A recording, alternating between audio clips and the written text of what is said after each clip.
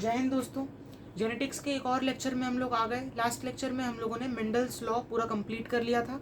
इस लेक्चर में कुछ 2-3 टॉपिक्स बचे रह गए हैं, तो वो हम इस लेक्चर में कंप्लीट करेंगे। तो हमको पढ़ना है एप्लीकेशन ऑफ मेंडल्स लॉज।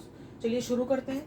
पहला एप्लीकेशन ये है कि helps in Mendel's laws helps in production of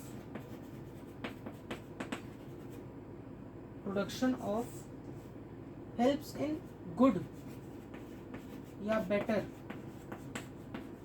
production of crops and increase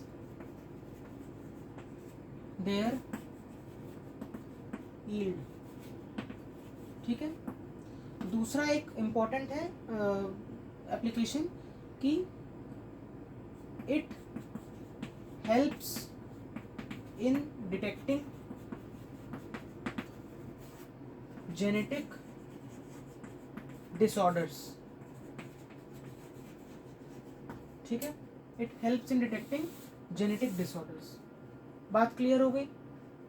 clear हो गई। ये 2 पॉइंट जल्दी से आप नोट करिए, तो फिर मैं म्यूटेशन स्टार्ट करूं। आपको केवल इस क्लास में म्यूटेशन पढ़ना है, एप्लीकेशन पढ़ना था जो कि मैंने आपको बता दिया, और फिर उसके बाद आपको पेडिग्री चार्ट जल्दी से मैं बता दूंगा। हो गया? आगे बढ़े।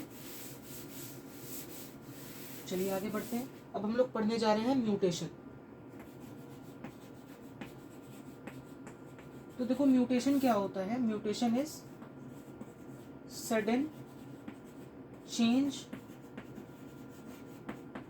In the gene is called mutation. Clear हुआ? इसके 2 एग्जाम्पल्स आप लिख सकते हैं। पहला सिकल सेल एनीमिया। ठीक है, ये भी जीन के म्यूटेशन के कारण होती है। Gene producing red blood cell is mutated. ठीक है, रेड ब्लड सेल बनाने वाली जीन का म्यूटेशन हो जाता है, जिस वजह से ये जीन जो है प्रोड्यूस सिकल शेप्ड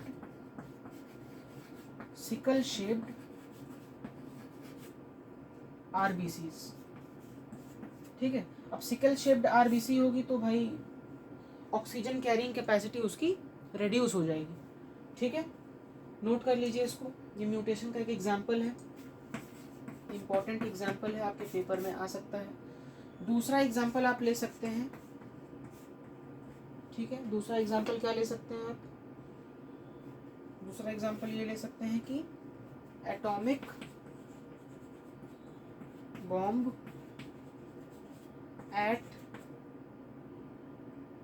जापान की 2 सिटीज पे हुआ था, हिरोशिमा एंड नागासाकी।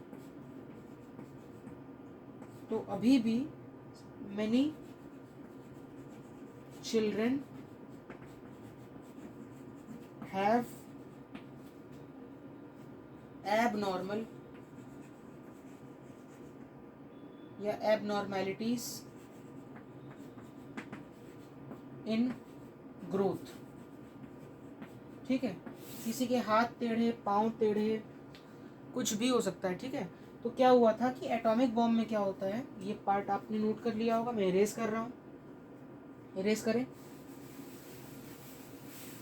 ठीक है, अब बहुत सिंपल सा है ये। एटॉमिक बॉम्ब में क्या होता है, रेडिएशन होता है। ठीक है, रेडिएशन होता है, एंड रेडिएशन कैन चेंज या कैन म्यूटेट जीन्स।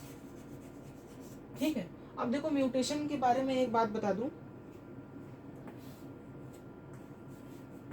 जीन का शेप, साइज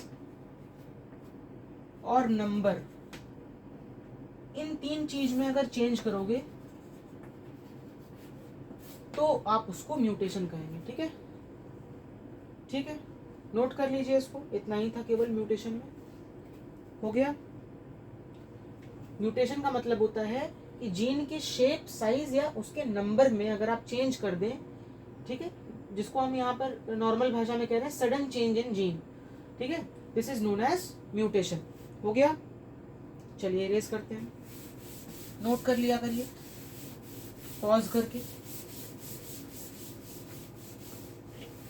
अब मैं आपको बताने जा रहा हूं एक सिंपल सा पेडिग्री चार्ट।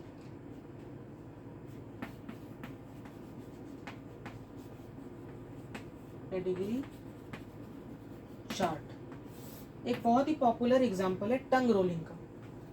टंग रोलिंग,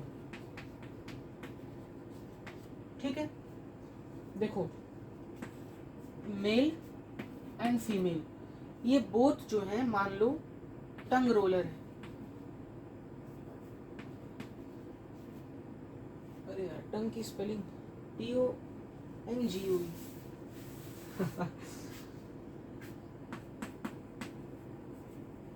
ठीक है, टंग रोलर है, मेल भी और ये भी है फीमेल भी टंग रोलर है, ठीक है। अब देखो, मैं इनको जो है मेल को ऐसे डब्बा बना करके दिखाऊंगा, ठीक है। मेल को मैं डब्बा बना करके दिखाऊंगा और फीमेल को गोला बना करके, ठीक है। और ये लाइन क्या बताती है, इनके बीच में मैरिज हुआ है, ठीक है। अब इनके जो ऑफस्प्रिंग्स होंगे, जो इनके बच्चे होंगे, मान लो कि 3 बच्चे हैं, ठीक है, मान लीजिए 3 बच्चे हैं। यहाँ पर एक जो है मान लो कि एक लड़का है, पहली बात तो एक लड़का है, एक लड़की है और ये एक और लड़की है, ठीक। एक लड़का, एक लड़की और एक और लड़की, और इसको मैं डार्क कर दे रहा हूँ यहाँ पर, ठीक। अब देखो, मैं यहाँ पर कुछ एब्रिविएशंस लिख रहा हूँ, इसको समझ लेना। इसका मतलब होता है मेल, इसका मतलब होता है फीमेल। अगर इस गोले के अंदर ऐसे ऐसे डार्क किया हुआ है तो यहाँ इसका मतलब होता है rarely expressed character, rarely expressed characters, ठीक है।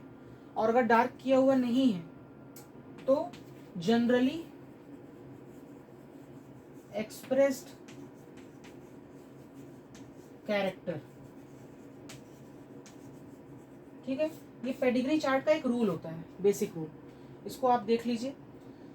तो ये मेल, ये फीमेल दोनों रोलर थे। ये इसका जो बेटा है ये भी रोलर है, मतलब टंग रोल कर सकता है। इसकी एक बेटी भी टंग रोल कर सकती है।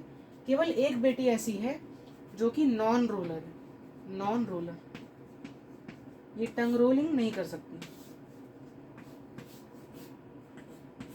ठीक है। तो इसको मैंने डार्क कलर से यहाँ पर दिखाया है। ये रूल होता है पेडिग्री चार्ट का, ठीक है, कि रेयरली एक्सप्रेस्ड कैरेक्टर है, नॉन रोलिंग, ठीक है। इनके मम्मी पापा भी कर सकते थे, इनके सारे सिबलिंग्स कर रहे हैं, केवल यही नहीं कर पा रही है, तो इसको आप डार्क करके यहाँ दिखाएंगे। क्या ये बात आपको क्लियर हुआ? अब यहाँ पर मेरी बात समझिए, जो ये रोलिंग कर पा रहा है, यहाँ पर कैपिटल आर भी प्रेजेंट हो सकता है, मतलब जो टंग रोलिंग के लिए रिस्पॉन्सिबल जीन है, और नहीं कर पा रहा है मतलब नहीं कर पा, रुको अभी यहाँ पे कैपिटल आर भी हो सकता है, कैपिटल आर स्मॉल आर भी हो सकता है, ठीक है। दोनों केसेस में ये रोल करेगा। ये फीमेल जो है ये capital R as well as small R, capital R small R दोनों हो सकती है, ठीक है। ये दोनों केसेस हो सकते हैं। लेकिन ये नॉन रोलर जो है ये स्मॉल आर है, क्योंकि ये नहीं रोल कर पा रही है। और रेसेसिव कैरेक्टर्स तभी एक्सप्रेस होते हैं when recessive allele is in homozygous condition. Recessive allele जब होमोजाइगस कंडीशन में हो तभी ये एक्सप्रेस हो पाते हैं। जब आपको होमोजाइगस हेट्रोजाइगस नहीं पता होगा आप ये नहीं कर पाएंगे। जो लोग वीडियोस नहीं देखे हैं प्रीवियस वाले, वो टाइप करके यूट्यूब पर वीडियोस देख सकते हैं, हेट्रोजाइगस, होमोजाइगस या बाकी सारे, मैंने वो सब कुछ कंप्लीट किया है। ठीक है, फिर उसके बाद आप इसको देखिए, आपको क्लियर हो जाएगा। ठीक, तो इसका मतलब आप प्रेडिक्ट कर पा रहे हैं कि इनका फिनोटाइप और जीनोटाइप, फिनोटाइप तो पता ही है, इनका जीनोटाइप क्या होगा आप यहाँ से प्रेडिक्ट कर सकते हैं। कैसे कर सकते हैं? अगर ये कैपिटल आर होते क्योंकि ये रोलर है, अगर ये भी कैपिटल आर होती क्योंकि ये रोलर है, तो क्या ये नॉन रोलर यहाँ पर कोई इनका चाइल्ड होता? बिल्कुल नहीं होता, इनके पास स्मॉल आर जीन है ही नहीं। अगर इनके पास स्मॉल आर जीन होता ही नहीं तो यहाँ पर क्या नॉन रोलर होती? यहाँ पर ये नॉन रोलर नहीं होती, फिर तो ये रोलर होती इन लोगों की तरह। लेकिन इसका मतलब यहाँ पर ये कैपिटल आर नहीं हो सकता। इसका मतलब ये है कि यहाँ पर कैपिटल आर स्मॉल आर ही प्रेजेंट है। ठीक है, अब आप ऐसा भी कह सकते हैं कि एक कैपिटल आर है, दूसरा कैपिटल आर स्मॉल आर है। ठीक है, तो इस केस में क्या होगा, एक बार पनेट स्क्वायर बना करके देख लो। कैपिटल आर स्मॉल आर, तो यहाँ कैपिटल, यहाँ कैपिटल, यहाँ कैपिटल आर स्मॉल आर, यहाँ कैपिटल आर स्मॉल आर। अभी भी देखो सारे के सारे जो हैं वो टंग रोलर हैं। ठीक है, तो ये केस भी नहीं हो सकता। इसका मतलब ये भी जो है हाइब्रिड ही है, capital R small R, heterozygous. इसका मतलब पेरेंट्स आर, तो इस तरीके से पेडिग्री आप स्टडी करते हैं। ठीक है, पेडिग्री स्टडी करते हैं और बता सकते हैं कि द पेरेंट्स आर, यहाँ पर मैं लिख रहा हूँ पेरेंट्स आर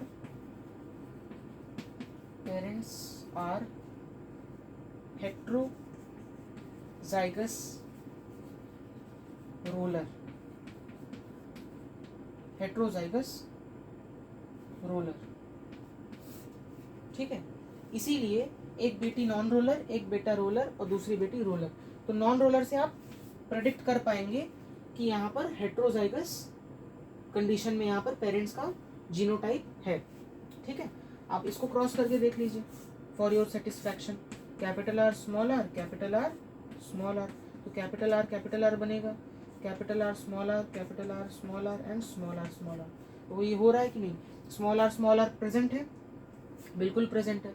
यहाँ तीन ही दिया हुआ है, तो ये तीनों भी क्या है? ये तीनों भी शो कर रहे हैं, ये तीनों भी क्या कर रहे हैं? शो कर रहे हैं कि ये रोलर होगा। तो मतलब ये वाला case is most probably correct, यानी कि जो पेरेंट्स हैं वो हेट्रोजाइगस कंडीशन में प्रेजेंट है। तो पेडिग्री चार्ट का यूज जो है फैमिली पेडिग्री को स्टडी करने में किया जाता है जब कोई डिसऑर्डर, कोई जेनेटिक डिसऑर्डर का पता लगाना हो कि ये जेनेटिक डिसऑर्डर कहाँ से ओरिजिनेट हुई है। ठीक है, तो उस केस में हम पेडिग्री चार्ट्स का यूज करते हैं फैमिली पेडिग्री को स्टडी करने के लिए।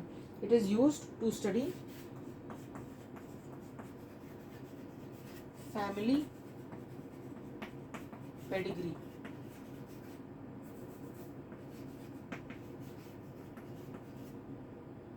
To detect any genetic disorder। Clear हुआ?